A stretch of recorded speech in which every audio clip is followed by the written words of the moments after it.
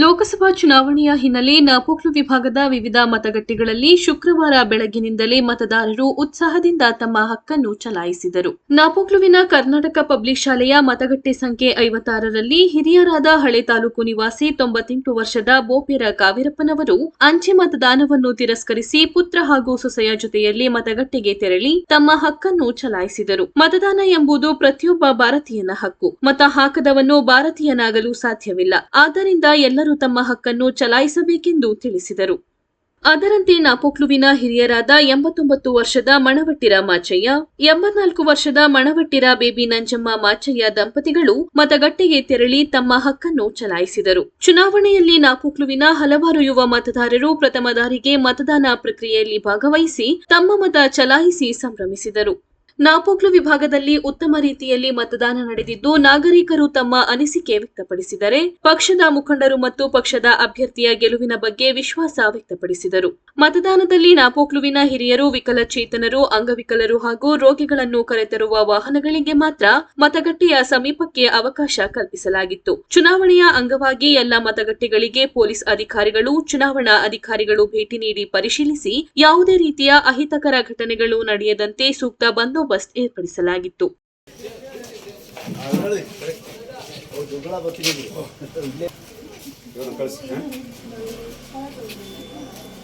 Aged ಇದ್ದವರಿಗೆ, pregnancy lady ಇದ್ದರೆ ಮತ್ತು ಫಿಸಿಕಲ್ ಹ್ಯಾಂಡಿಕ್ಯಾಪ್ ಇದ್ದರೆ ಅವರಿಗೆ ಫಸ್ಟ್ ಪ್ರಿಫರೆನ್ಸ್.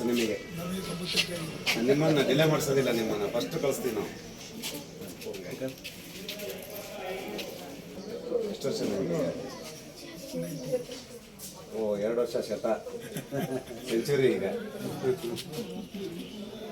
ನಿಮ್ಮದು ಟೈಮಲ್ಲಿ ನಾವು 89 ವರ್ಷ ಚುನಾವಣೆ ಬಂದಿದ್ದೇನೆ. ಓಟ್ ಹಾಕಲಿಕ್ಕೆ ಓಟ್ ಮಾಡಿ ಆಯಿತು.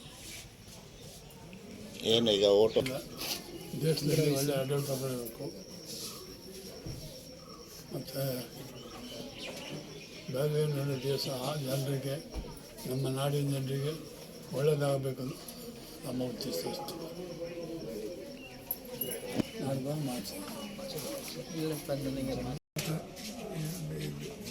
ನಮ್ಮ ಈ ಓಟ್ ಹಾಕದವನು ಇಂಡಿಯಾದ ಭಾರತದ ಪ್ರಜೆಯಲ್ಲ, ದ್ರೋಹ ಮಾಡಿದ ಲೆಕ್ಕ.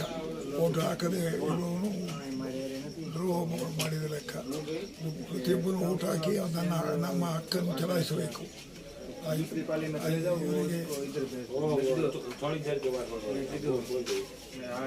ಭಾಳ ಬೆಲೆ ಇದೆ.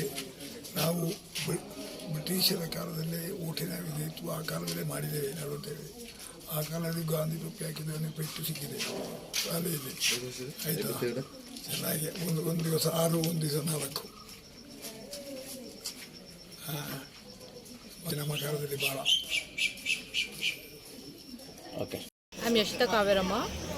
I'm staying in Cook. So this was my first vote and it was a very good experience to cast a vote. Thank you.